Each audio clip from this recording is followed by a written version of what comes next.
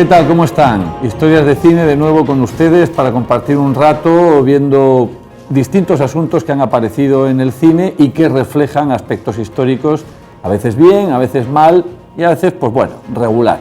Y aquí estamos nosotros para ayudarles, si ustedes quieren, si les parece bien, a discernir en qué momento el cine se ha esmerado más, en qué momento no ha llegado. Y a veces es cierto que la misma película puede tener aspectos muy bien reflejados y otros no tan bien reflejados.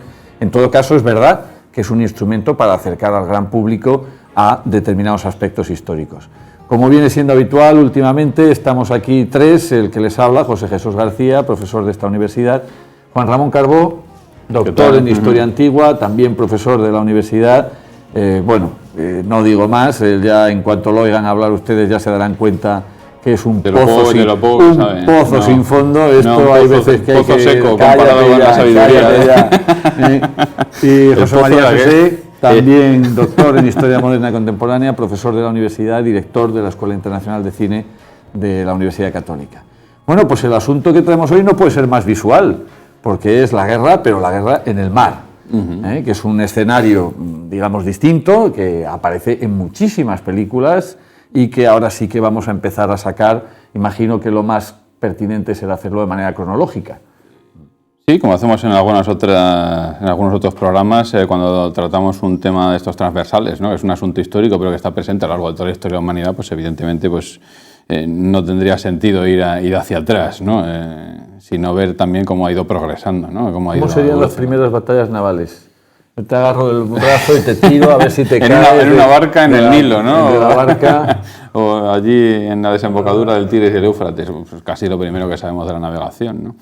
Pero de batallas, evidentemente, nos teníamos que ir al mundo griego, ¿no? Para ver alguna representada en el cine, ¿no? Con un mínimo de exactitud. Egipto no tiene batallas hasta el final, hasta la época de Cleopatra.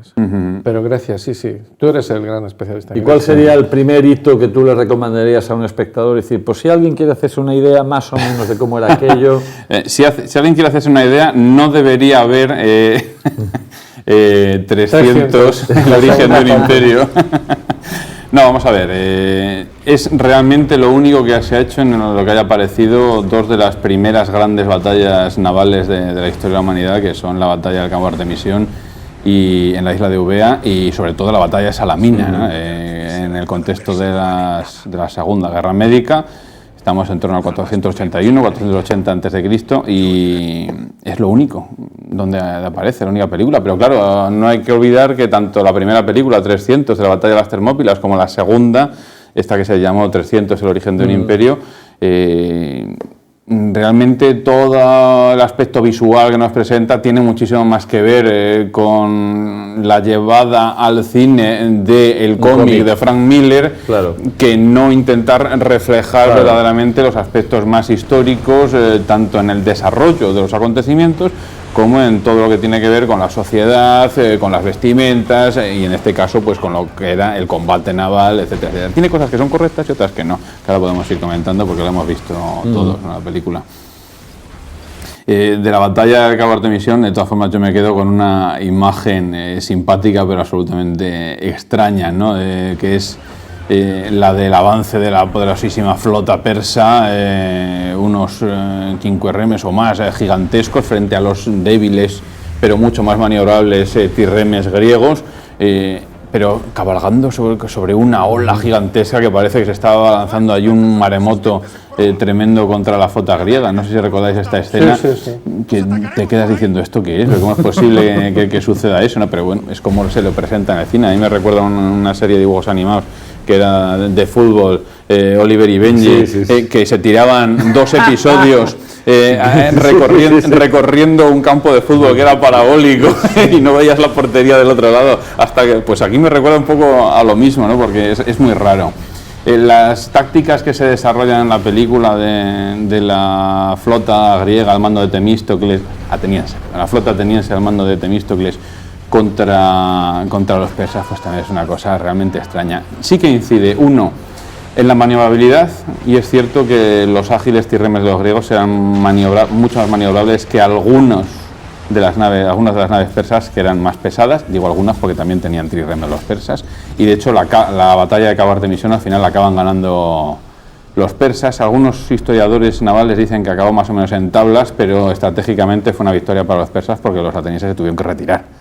Y al retirarse y haber perdido la batalla de las Termópilas, lo que sucede ahí es que le dejan campo libre a los persas para que al final ocupen toda Beocia y el Ática, ¿no? Y acaban llegando a Atenas, tienen que evacuar toda la isla de Eubea, los griegos también, con lo cual es una victoria estratégica de los persas. La batalla de Salamínica es mucho más importante, sí nos muestra bien el aspecto de que fue que los atenienses se encierran con unos 200 trirremes dentro de un estrecho. Quien haya estado en la zona hoy en día es muy difícil hacerse la idea por lo urbanizadas, ¿no?, que están tanto la isla de Salamina como la cercana costa ática. Pero en esos estrechos se encierra esa flota para intentar que la inmensidad de la flota de Jerjes, al mando de esa reina guerrera Artemisia de Halicarnaso, entre allí, caiga en la trampa, y entonces, claro, al tener que juntarse en un frente mucho más reducido para entrar por esos estrechos, estás anulando, ¿no?, la ventaja de la superioridad numérica que tenían los persas en una batalla en mar abierto, que podríamos decir. Y al final sí nos muestra muy bien en la película lo que era el combate de infantería en las naves.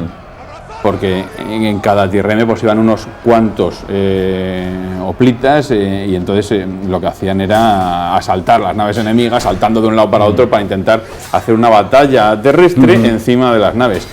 La cuestión de lo del espolón para intentar espolonear las naves enemigas pues aparece de vez en cuando, pero quizás es mucho más exagerado porque eso es una táctica que se desarrolla muchísimo más ya en época romana que en la época de los griegos, ¿no?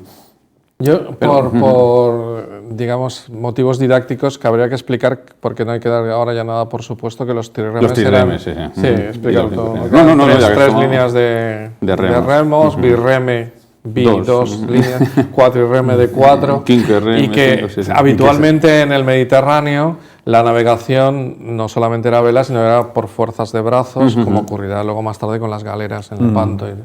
Y por lo tanto eso da más maniobrabilidad, porque la vela es un tema más difícil, en cambio esto puedes ir para adelante, para atrás, un poco dominarlo de una manera un poco mejor.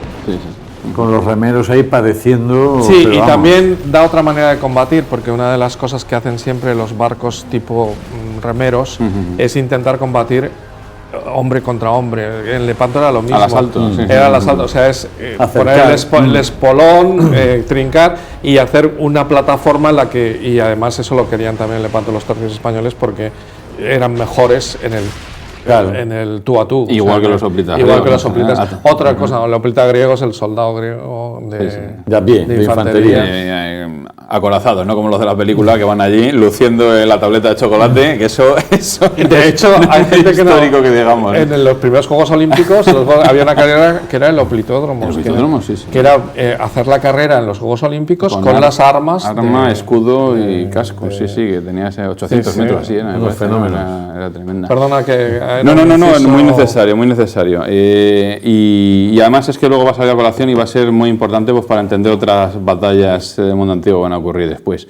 Pero, por ejemplo, en la película pues tenemos escenas absolutamente hilarantes, que sí pueden ser muy espectaculares en su momento. Yo recuerdo en esa batalla de Salamina en la que llega uno de los atenienses y se tira de lo alto de un acantilado y cae encima, ¿no?, de la nave persa allí, matando a uno con la espada. Y nada, no le ha pasado nada, ¿no? Ha caído ahí perfectamente como si fuese ahí un superhéroe. A ver, no es un estrecho en medio de dos acantilados gigantescos, ¿no? Sino que es un estrecho, pero entre dos islas, andamos entre la costa y la isla baja, ¿no?, de Salamina. Así que hay escenas que realmente son muy imaginativas, pero que responden a lo que era el cómic, ¿no? Y luego, por apunte histórico, en la película, así como en el cómic, la reina guerrera que manda la flota persa, Artemisia, muere allí combatiendo, y eso es una falsedad histórica total, porque Artemisia se sabe que después vuelve, ¿no? Vuelve a Halicarnaso y después incluso acompaña a Jerjes, ¿no? De vuelta. Se les pasa a Cuatro Pueblos también con su imagen, que ocurre mismo que con Jerjes. Con Eva Green. Jerjes que parece una drag queen. Claro, y Jerjes habría estado, eso sí lo muestra bien la película, que había estado contemplando la batalla, sí es cierto, y además sabemos también por los relatos griegos, ¿no? Porque es Heródoto el que nos cuenta las guerras médicas y que tenía su trono instalado allí en una zona alta controlada por su ejército evidentemente, y desde allí había estado viendo todo el desarrollo de la batalla hasta que al final pierden, entonces se va enfadado y se da cuenta que no va a poder cumplir su sueño. Luego ya tiene lugar la batalla de Platea y se acabó, ¿no? O sea que Grecia... por cierto, también aparece ahí el fuego griego, ¿no? Que es un tema que es más bien aparece yo creo que aparece en los 300, ¿no? Que se emplean como una especie de petróleo ahí que arde y tal. Sí. Pero eso es bizantino, es posterior. No, era no una se sabe muy bien lo que era eso. Sí, nadie sabe, es como la fórmula de la Coca-Cola, no se sabe cuál es. Bueno, parece ser que hay un rabino que la sabe. Es kosher, la Coca-Cola. Sí, porque la Coca-Cola no se ha podido reconstruir el famoso fuego griego. No, y de hecho ha sido motivo para algunas películas, precisamente eso. Bueno, yo creo que hay que pasar a... un momento, porque faltaría decir que, y esto por hacer justicia a los atenienses, la batalla lo ganan los atenienses con un general ateniense al mando, un estrategoso, podemos decir que era Temístocles. Que luego cambia de bando. ¿Cómo cambia de bando? Temístocles no es el que luego se pasó... No, Alcibiades. No, Alcibiades. Pero luego, en la película, como 300, la primera de las dos, eran los espartanos, los que estaban allá, todo aquello, había creado otra vez una nueva épica, ¿no? En la segunda, al final, tiene que aparecer la flota espartana allí a salvarles ahí a los atenienses, porque los atenienses van a perder la batalla.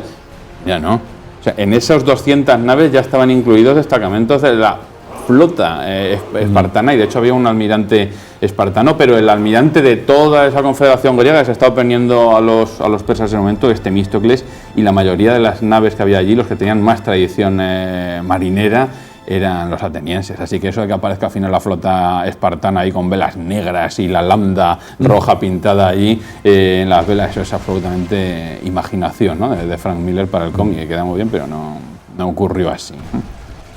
Y de ahí ya pues casi nos vamos a... No, iba a decir que de jóvenes la gran batalla naval de la antigüedad era la de Ben-Hur, ¿no? Que está muy bien hecha, es una maravilla, sí. Y incluso en la nueva versión de Ben-Hur, lo comentábamos antes, que con Chus, que realmente lo mejor es la batalla naval también, está muy bien. A mí me gustó, Casi de lo mejor, porque sí, es de lo mejor.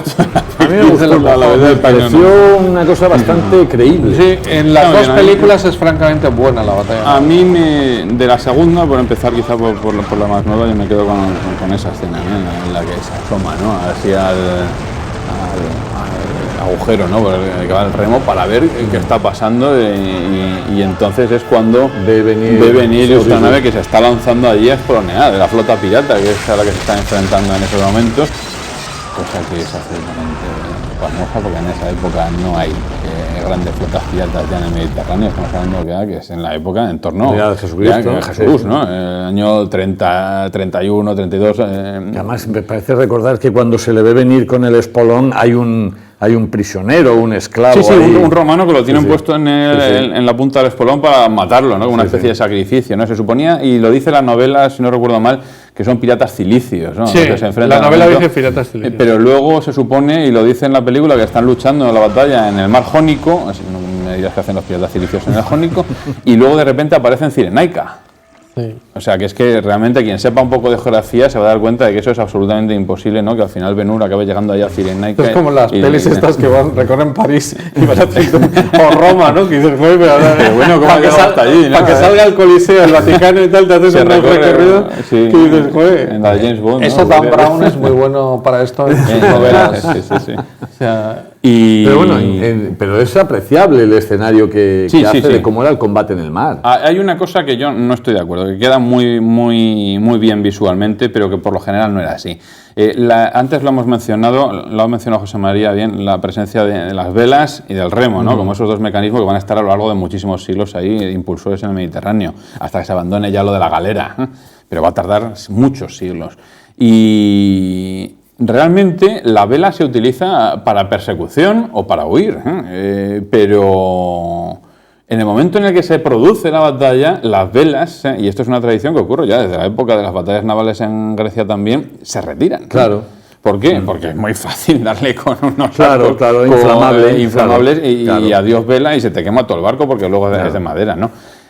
Con lo cual se recoge porque además todos los aparejos, tal, lo único que hacían era entorpecer a la propia tripulación. Así que en el momento en el que se produce la batalla realmente estamos hablando de puede haber un cambio naves, de viento que te fastidie. Claro, no, así las velas están recogidas, entonces ahí es donde los remos tienen que lanzarse. Eso está muy bien hecho cuando dicen recoger remos, tal, cuando vas a embestir o cuando viene otra nave y hay que retirarlos para que otra maniobra muy habitual era pasar al lado, ¿no? De intentar pillar los remos de una de las bordas de la nave para quebrarlos, ¿no? Porque de esa forma impedías la maniobrabilidad. Una vida alegre la del remero, ¿eh? Sí. Los remeros que eran esclavos, que además eran los condenados a galera, ¿no? Pero entonces eran esclavos y estaban encadenados y de ahí no salían. O el caso de Ben-Hur. Claro. Pero no salían. Y por eso hay gente que se pregunta, dice, ¿pero son esclavos? Dice, pues que no se esfuercen. Dice, si no se esfuerzan, va a ser más fácil que venga otra nave y les aborde y entonces mueren. El propio instinto de supervivencia, ¿no? Además, eso se ve muy bien en la primera película de Ben-Hur. Y cuando baja Quinto Barrio ahí para darles y el comitre, ahora ritmo de abordaje, y van ahí todos esforzándose. Esa escena es espectacular. La música además que acompaña. Creo que la media de los galeotes era 2 años como mucho. Y el canalla de Aristófanes todavía se reía de ellos. Sí. Que hay que tener mala baba encima para reírse de los pobres. Se reía de todo. Claro, porque la idea de decir, estamos aquí sentados aprovechando al máximo el espacio en distintos niveles, eso implicaba, perdón para el público que le parezca así un poco grosero, pero implicaba que en uno de los movimientos del remo tú le metías la nariz directamente al que tenías sentado en esta altura. Ya se pueden ustedes imaginar dónde le metían la nariz. Bueno, pues el amigo Aristófanes se reía ahí de los pobres hombres. Bueno, hay que ver que las condiciones ahí abajo debían ser realmente tremendas, ¿no? Porque están todos encadenados. Claro, esto se va a pique y yo me voy también. Excrementos, todo. Y en una situación de una batalla. Y eso dura muchísimo, ¿eh? Muchas dura hasta muchos siglos. Quiere decir, durante la batalla muchas horas y luego muchos siglos. Que dura muchísimo. Los galeotes son un tema que... Es una condena realmente terrible, sí. ¿Y alguna batalla así bizantina que no. Se ha mencionado, y muy bien, porque además la que tenemos todos referentes de que éramos pequeños, la de Ben-Hur, en sus 2 versiones, pero no es una batalla histórica, que sepamos. Claro. La histórica es la de Actium. Pero la de Actium que aparece en Cleopatra, sí. La de Marco y esa es una gran batalla, y además no solo gran batalla por cómo tuvo lugar y qué naves y qué cantidad de fuerzas, sino por lo que significó, ¿no? Que el imperio al final pasara a manos de Octavio, que ahí ya había desbaratado las fuerzas de Marco Antonio, Cleopatra, y Octavio se va a convertir en el primer emperador, ¿no? Augusto, el primer emperador de Roma.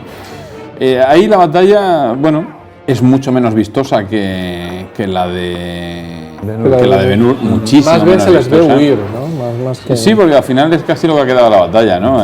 Que las fuerzas de Marco Vipsanio Agripa, cualquiera que haya estado en Roma recordará el famoso frontón, ¿no? del Panteón de Agripa, aunque el Panteón ese es de Adriano, pero el frontón sí que era de Agripa, que era el almirante de Augusto, entonces Octavio, y gana la batalla, pero además lo que no se ve para nada en la película, no entran en todos los aspectos realmente históricos, ¿no? de cómo se desarrolla, 2 estrategias completamente opuestas, la flota de Marco Antonio encerrada en una bahía. Estamos hablando de que podían tener a lo mejor ahí 250 naves, pero Marco Antonio y Cleopatra habían apostado por una fuerza de naves gigantes, galeras gigantes, incluso grandes blindados, ¿no? Estamos anticipándonos a la época de los acorazados, porque blindan esas galeras que algunos historiadores han llegado a afirmar que pudieran ser de hasta 10 órdenes de remo. Estamos hablando de mastodontes de 3 metros de borda sobre el agua, que a la hora de ser abordados por galeras ligeras, pues realmente tienes que trepar, ¿no? Para subir a la enemiga. Es como los piratas, igual, los piratas tenían que trepar, porque como los pequeños bergantines, pinazas, balandros, contra los galeones españoles tal, que eran de borda muchísimo más alta y más lentos. Así que Agripa y Augusto apuestan por la maniobrabilidad, rapidez, sin las velas, porque no pretenden salir huyendo, mientras que Marco Antonio y Cleopatra tienen una doble táctica. Quieren ganar la batalla, pero apuestan todo a grandes fuerzas poderosas tal, pero les dejan el velamen puesto. Y les dejan el velamen puesto porque dicen, y si fallamos, salimos navegando, huyendo hacia Egipto con el tesoro que lo tenían allí, para poder pagar, sustentar a las tropas y tal. Y se llega a esa situación porque les habían cortado completamente las vías de abastecimiento, habían elegido un lugar pésimo, ¿no?, para celebrar la batalla, cuando tenían todo el Imperio Oriental, todo el Mediterráneo Oriental, podían haber escogido el lugar que quisieran y realmente Marco Antonio y Cleopatra escogieron un lugar que estaba en la punta de sus dominios, allí, no sé si saben dónde está Actium, estaría... en Grecia. Sí, pero al norte de la entrada al Golfo de Corinto, con lo cual está más al norte de Lepanto. Sí, más o menos por esa zona. Y pues entre el Jónico y el Adriático, y ahí, que casi está pegando a los dominios de Augusto, o sea, se fueron a jugar la batalla en la punta de los dominios que controlaban. Lo único que tuvieron que hacer fue cortarles todo el tráfico de abastecimientos y una posible ruta de retirada. Pero al final, como se retiraron, Cleopatra, el famoso episodio, que es lo que decía José María, que es lo que mejor se ve en la película, que Cleopatra de repente no lo ve claro, y podían haber ganado todavía, pero no lo ve claro, y dice, me voy. Entonces, con sus naves, y sobre todo con su nave capitana, izan las velas y se escapan, impulsados por el viento, hacia Egipto. Y Marco Antonio, que lo ve, abandona la batalla, salta a una liburna, una galera ligera, rápida, en pos de Cleopatra, y las tropas que lo ven, pero bueno, que nos ha dejado aquí tirados, nos ha dejado tirados. Es que es mucha Cleopatra. Y entonces, y es Liz Taylor, ¿no? Era Liz Taylor, mucha Liz Taylor, por mucho Richard Barton que sea. Y al final es cierto que, bueno, siguieron luchando, pero claro, más pesados, las velas las habían tenido preparadas, dispuestas, eso impedía la maniobra en combate, evidentemente, y al final eso provocaba que pudieran ser incendiadas, ¿no? Son dos tácticas, se ve, ¿no? Vela y remo contra remo, precisamente por haber elegido el remo, la flota de Agripa gana la batalla, pero no puede capturar a Cleopatra y Marco Antonio, porque como ellos tiran velas cuando se están escapando, se les escapan con el tesoro, que era por lo que iba Augusto.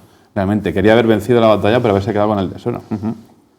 Porque entonces ya sí que se había acabado la guerra, si se hubiesen acabado. Entonces eso se presenta más o menos en la película. No es nada vistosa la escena en comparación con la de Ben-Hur.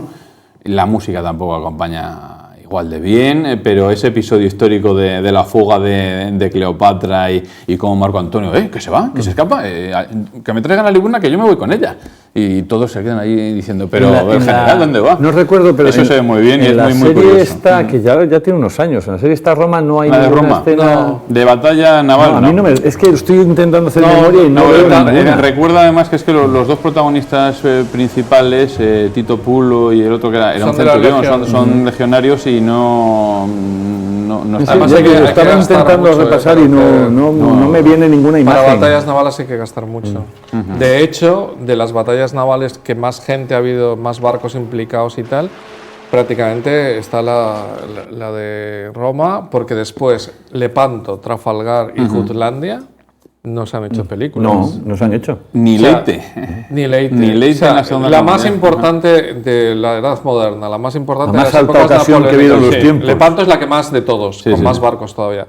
La batalla más decisiva de la época napoleónica, Trafalgar. La batalla fundamental de la Primera Guerra Mundial, Jutlandia. Y la fundamental. Y la más fundamental de la Segunda Guerra Mundial, que es Leyte, ¿no? Y la que se ha hecho es Midway, porque son aviones. Efectivamente. Porque realmente la batalla de Midway... Las flotas no se encuentran nunca. Las flotas no se encontraron nunca. Era los portaaviones de los que salían los aviones y bombardeaban los aviones. Sí. Con lo cual no es baladí el tema de que es muy difícil hacer, y tienes que tener un presupuesto como el de Ben-Hur para hacer una de las batallas navales mejor hechas, que ni siquiera es histórica.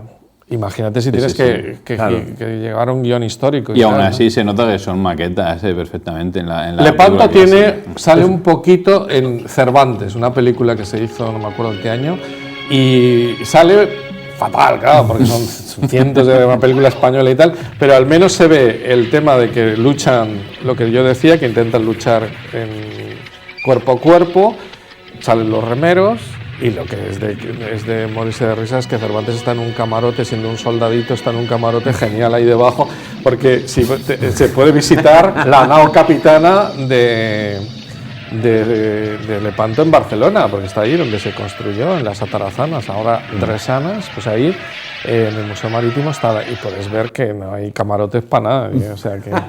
Bueno, sigamos, que me he saltado porque era por decir que no, que es casi la única batalla importante que aparece, porque luego son batallas en época romana es esa. Y luego en la Edad Media y Edad Moderna y tal. Y preguntabas tú antes si había alguna de mundo bizantino, para que aparezca además el uso del fuego griego, que fue realmente el arma bizantina por excelencia con el que pararon la flota árabe en el asedio de Constantinopla en el 700, no me acuerdo bien. Es que nos falta un especialista en medieval. Oye, pero he de decir que, es que me acabo de acordar, que sí que hay una película en la antigüedad de barcos que es Acantilado Rojo. Que es bueno, sí, en cierto. China, que es del siglo IV, es eso, 300 y pico, es el final de la dinastía Han. Sí, y ahí hay una batalla. Hay una batalla naval de Aquí te espero. Bien notable. Bueno, lo que pasa es que es en esa época ya que el cine chino saltaban por los aires todos subiendo y tal, y es muy exagerado. Pero visualmente muy bonita. Sí. Muy además, bonita. Una cosa que sí que tenía mucho. Ahí sí que salen barcos, Muchos. Los ejércitos chinos, además, es el uso de las señales, ¿no? A distancia para maniobrar distintos cuerpos de la flota, distintos destacamentos. Eso sí que lo que habría que analizar es las naves, porque son más bien medievales. Sí, son más modernas. Estamos en el siglo IV, o sea que. Es unas naves y las propias vestimentas de los tíos. En general es una película, pero bueno, que veamos que sí, que además es una batalla naval. Además, ahí en el acantilado están puestas las letras chinas como unos grandes hechos de la batalla del acantilado rojo. Sí. Bueno, pues y bizantinas, yo no sé si hay ninguna. A mí no me suena que haya ninguna con los dromones bizantinos y el fuego griego, pero tengo que decir que la famosa serie de televisión Juego de Tronos, ¿no? Uno de sus episodios acaba con la batalla de Aguas Negras delante de Desembarco del Rey, que es la capital. Los seguidores de la serie saben de qué estoy hablando. Precisamente. No habrás hecho un spoiler. Que va, hombre, es de la segunda temporada. O de la tercera, no me acuerdo. De Aguas Negras de la segunda. Sí, creo que es el final de la segunda. Y son dromones, es una flota de dromones, que va a haber una batalla allí y precisamente se utiliza algo, fuego valirio lo llaman en la serie y en la serie de novelas, ¿no? En Canción de Hielo y Fuego, pero que está inspirado claramente en el dromón bizantino, que es el tipo de galera ya más pesada de la época bizantina, además con los dispositivos que tenían también para el lanzamiento de ese fuego griego. ¿Alguna especie de catapulta? Sifón, más bien sifón. Se pensaba, sifón es para lanzar ese fuego al contrario, pero que además ese fuego griego, para los que no saben de qué estamos hablando, que no son llamas normales, es un fuego que no se puede apagar con agua. De hecho, el agua avivaba ese fuego, y es lo que nos han dejado las crónicas bizantinas y las crónicas árabes que lo sufrieron, ¿no? Todo el mundo está asombrado del fuego griego, pero no se sabe la fórmula. Tiene narices que no se pueda reconstruir, no se sabe exactamente. Es que en teoría, se sospecha, ¿no? Se sospecha que hubiesen utilizado algo, pues evidentemente algo de petroleum, ¿no? De ahí, pero la composición exacta no, y es que era un secreto de estado sumarísimo. Claro.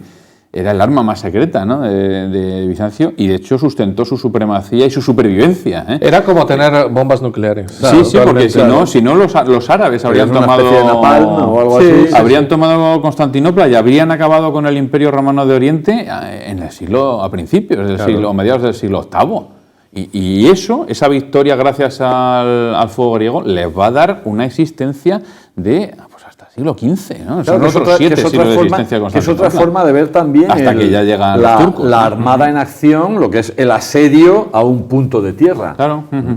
Que no es propiamente una batalla naval, pero se ve el empleo de los... pero bueno, la flota defensiva también hablando del asedio a Constantinopla, me estaba viniendo a la cabeza la película esta que hace unos años provocó una cierta polémica en Alemania, Feti, 1453, donde sale un episodio que parece ser que, según las fuentes, es cierto. Es en el momento en el que los turcos pasan por tierra los barcos para poder vencer unos accidentes y los plantan allí delante de Constantinopla en una de las escenas que yo creo que a lo largo de la historia, la caída de Constantinopla debió ser algo impresionante. Por cierto, esto de cargar me ha recordado que estamos en la Edad Media de los vikingos. Sí, es verdad. Porque yo creo que hay pocas batallas medievales de barcos en el cine, pero la de los vikingos es la que más, ¿no?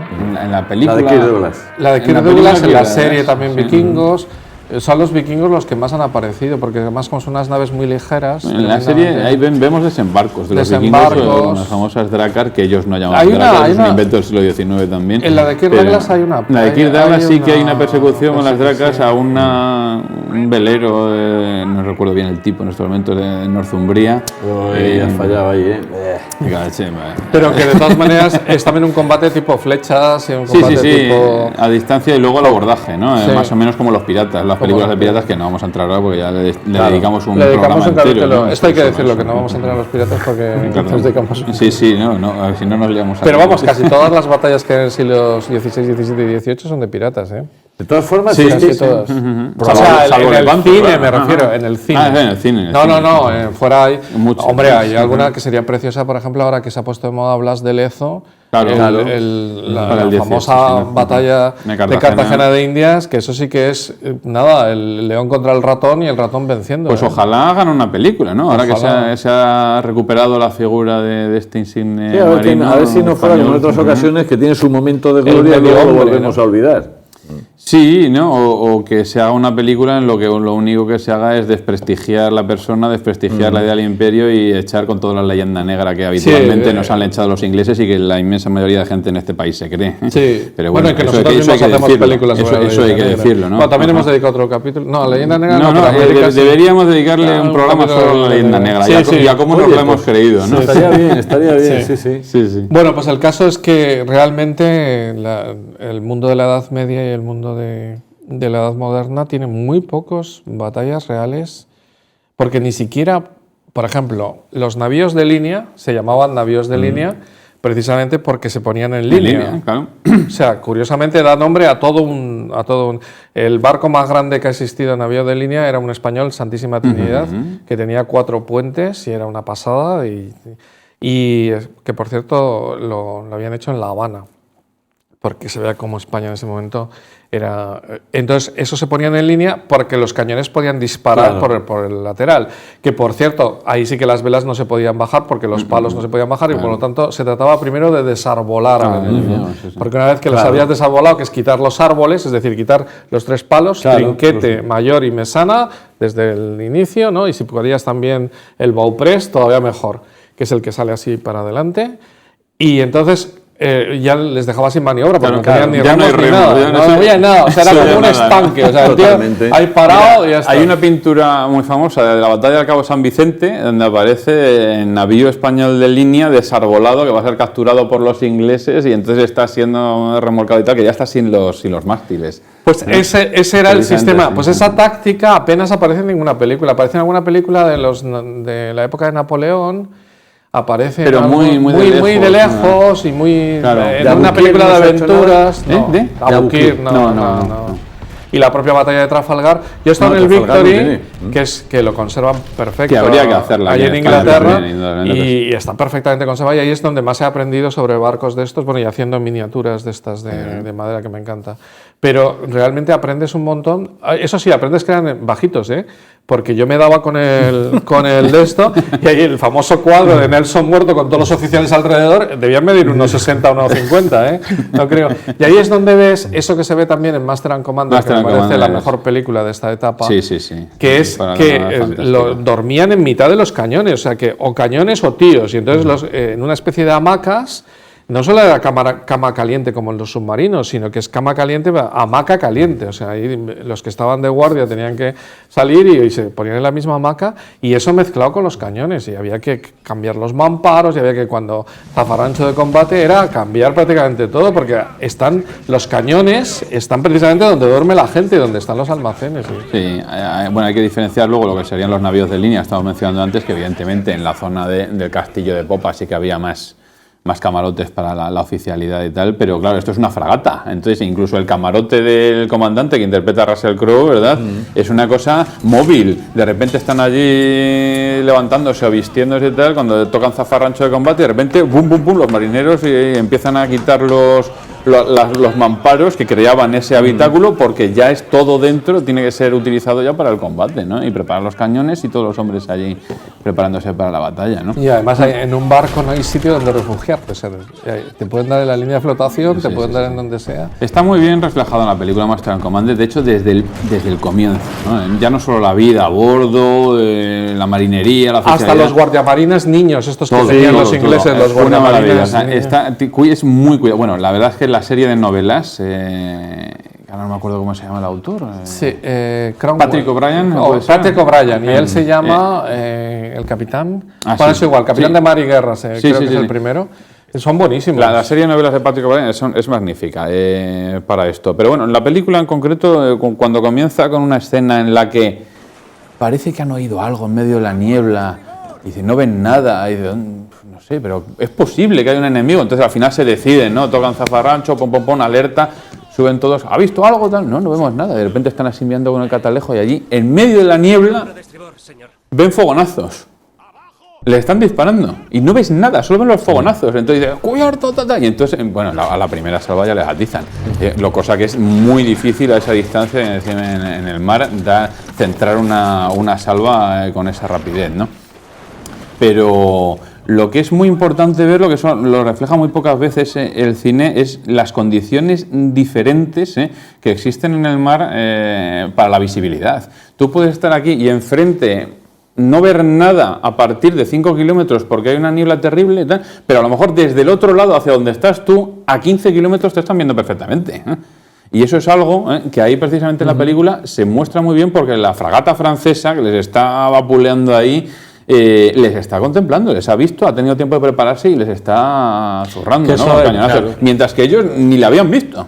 Eso era fundamental, porque además te cogen de enfilada, te cogen totalmente. Luego, esas condiciones ya no solo de visibilidad, sino también del sonido, ¿no? Una condición atmosférica que a lo mejor te transmite mejor los sonidos que hace el otro, mientras que los tuyos, pues a lo mejor el otro no los puede oír, ¿no? Entonces, oyen la otra fragata, o me ha parecido oír algo, ¿no? Y luego oyen los cañonazos, mientras que la otra, pues al revés, ¿no?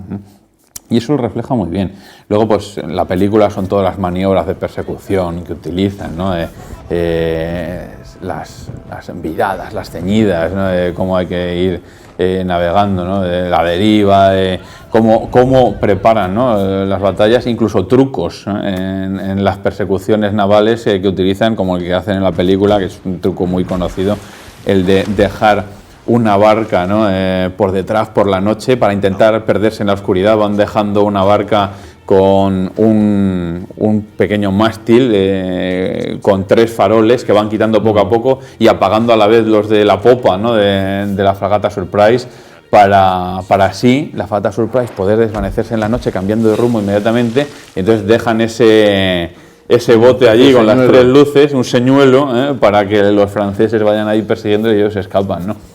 Está muy bien, muy bien. Mira, una cosa que no aparece en ninguna batalla naval de cinematográfica, y que yo soy más especialista en la batalla de Lepanto por mis estudios y todo eso, y que había, por ejemplo, en Lepanto es todo lo que hay por debajo. O sea, hay un montón de embarcaciones pequeñas. Por ejemplo, por el tema de la niebla y todo, hay veces que las señales no se veían y tal. Entonces tú tenías que enviar, en la batalla de Lepanto, que cuando Andrea Doria se está yendo hacia el sur porque Uluca Lee hace la maniobra tal, lo que envía Juan de Austria es un montón de barquichuelas corriendo.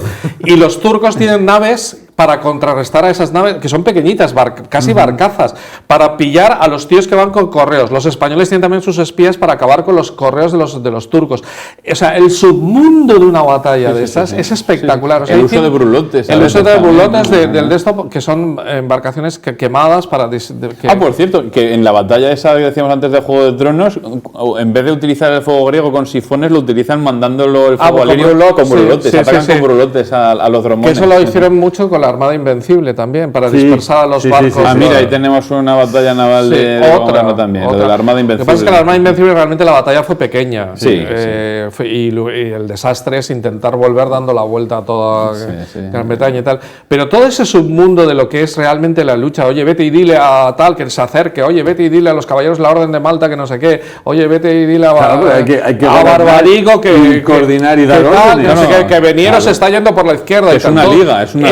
es un submundo de que la gente no se puede imaginar, porque en tierra eso se puede hacer, pero en mar, o sea, no solamente están los barcos que combaten, sino un montón de esquifes, de cosas, tal, de tíos llevando mensajes, de gente recuperando a un tío que está medio ahogado. Porque es vocabulario de la marinera. Que es tremendo. Y además, que se te van 300 barcos hacia el sur porque se te están yendo que no sé qué, que los otros se van. Y luego otra cosa que la gente no suele pensar, que es muy interesante, que en una batalla naval, cuando te metes como en la batalla de Lepanto, en la boca del enemigo, o sea, el enemigo les está esperando en el centro de un golfo que todas las costas son suyas. De tal manera que los turcos que caen al agua pueden nadar y llegan a territorio amigo.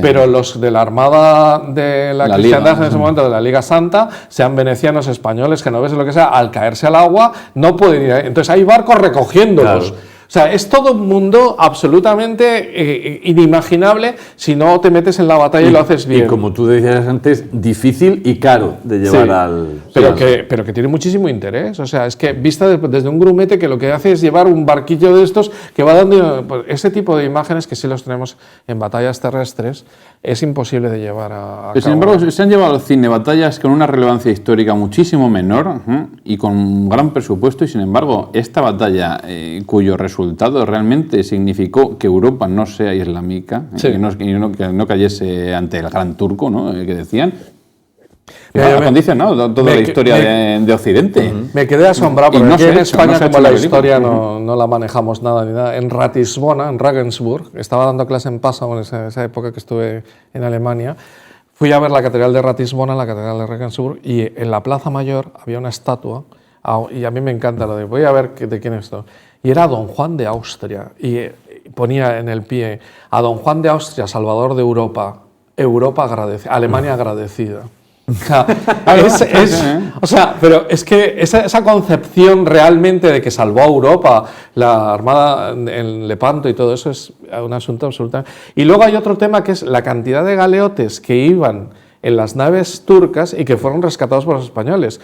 Cuando llegaron a Barcelona la Armada, hay cantidad de curiosos y tal, porque ya ha llegado la noticia, ha ido pasando de tal, hasta que llega la Armada, tarda la tira, porque va llegando primero la noticia, que son cantidad de gente que va a ver si está su hermano, que se lo llevaron los turcos hace siglos, aquello de no hay moros en la costa, los piratas, porque se salvó a un montón de prisioneros que estaban de galeotes en las... Claro. Todo eso nadie lo piensa, nadie lo trabaja, nadie lo... Imagínate qué imagen, empezar la película en Barcelona con la gente esperando a ver si llegan... Son escenas que históricamente tienen una relevancia extraordinaria, tanto empresas triunfantes como fallidas. Túnez y Argel para Carlos I, exacto, las dos caras de la moneda, y el regreso por Cartagena, y Cartagena saludando... Pero de eso no se ha hecho nada. No se ha hecho nada. Y luego la gente, Cervantes pensaba que iba a ser recordado por haber estado en Lepanto, no por haber escrito el Quijote. La más grande historia, la más alta ocasión que vieron los siglos, ¿no? Y Cortés, que no tenía otra cosa que hacer, había conquistado México, pero vino a ver a Carlos V, y como Carlos V se le iba a Argel, él participó en la conquista de Argel. Fue, oye, voy para allá y tal. De tal manera que son unas gentes que dices, bueno, es absolutamente... Entonces todo eso, reflejarlo sería apasionante en biografías. En el 19 no hay así grandes...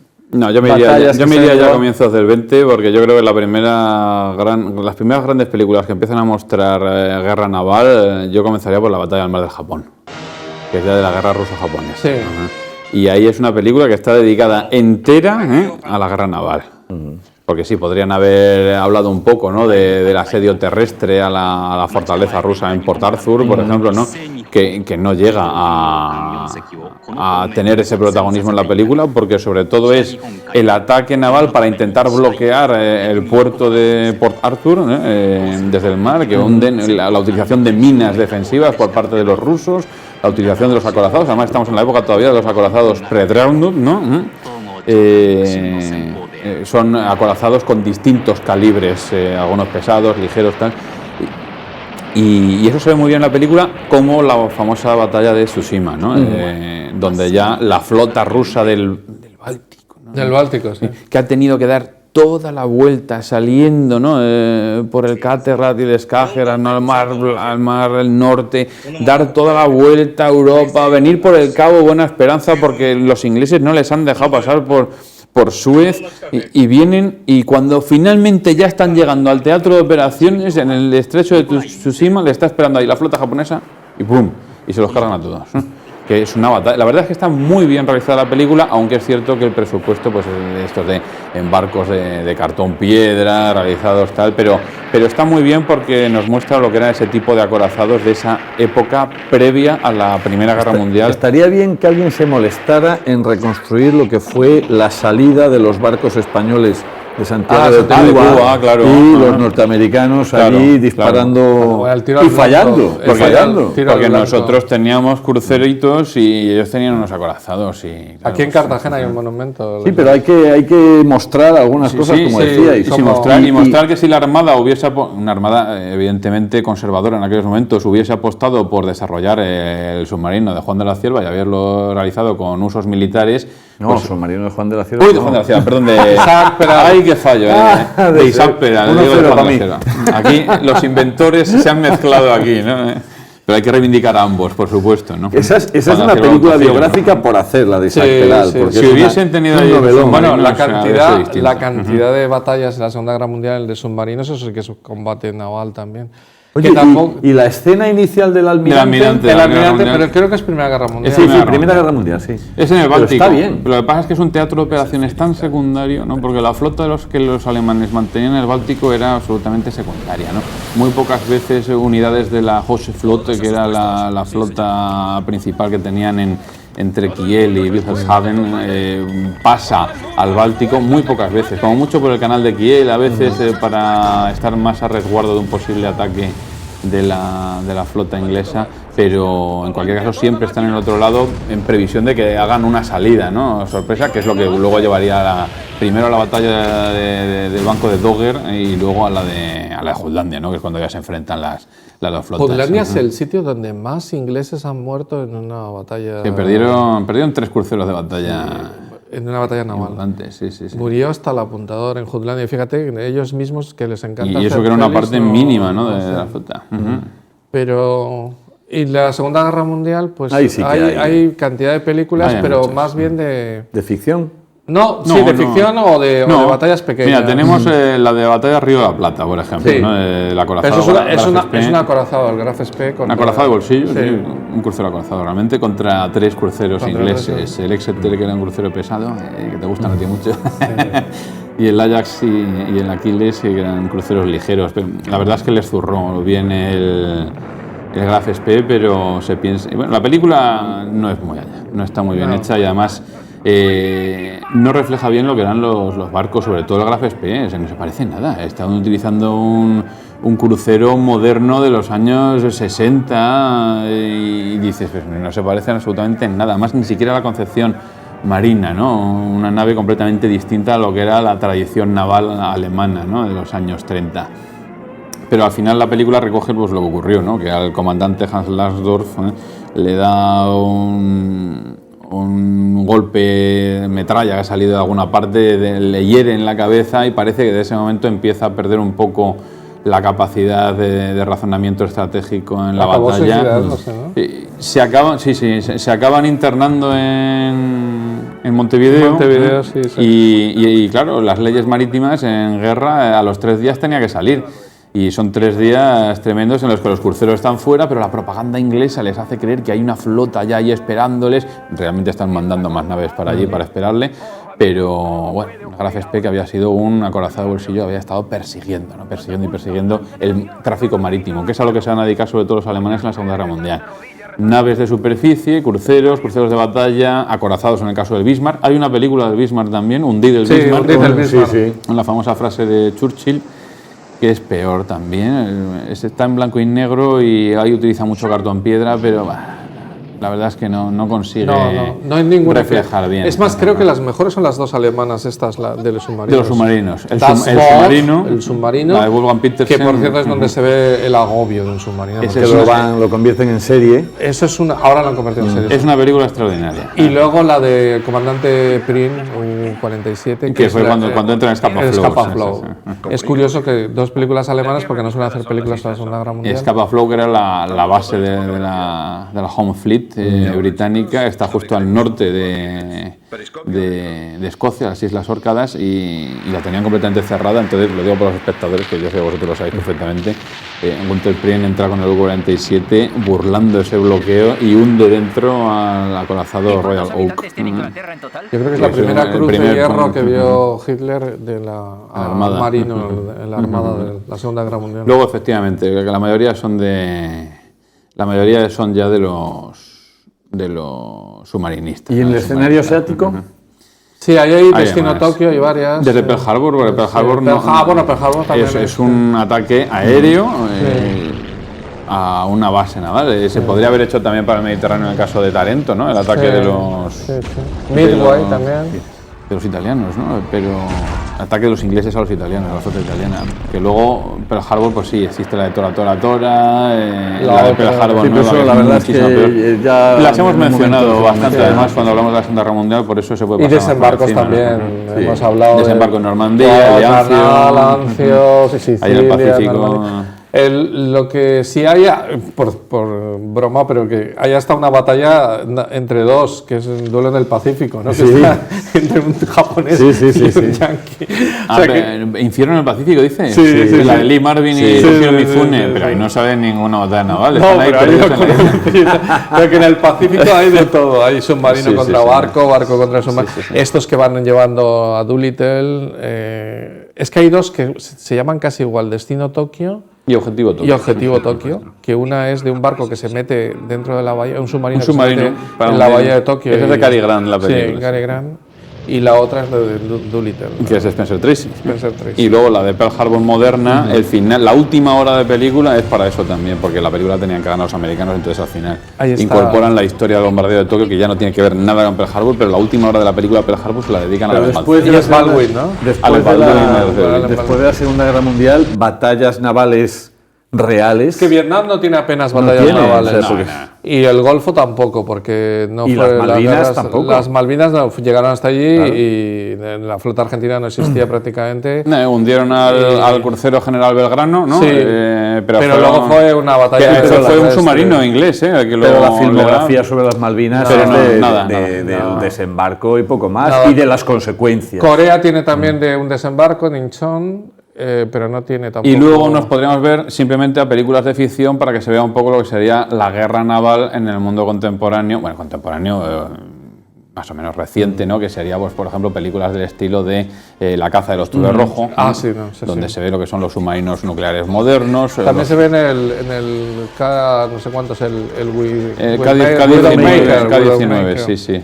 Ahora acaba de salir una sobre el Kursk, pero ahí no hay batalla, es el Kursk que se ve. Marea Roja, pero ahí lucha más con lo que puede ser un motín a bordo. Pero son buenas para ver lo que son los submarinos actuales, que son... Pero si tú ves un submarino de la Segunda Guerra Mundial, es que es la depre, o sea, vivir ahí, y ahí no es cama caliente, ahí es súper caliente, o sea, es que no, o sea, tienes una cama en la que están tres tíos, o sea, que cada turno, para que nos podamos hacer la idea, el submarino más grande que hubo en la Segunda Guerra Mundial fue francés, el Surcouf, ¿no? Que llevaba incluso una batería de cañones de 203 milímetros, tenía unas 3.000 y algo toneladas, creo recordar.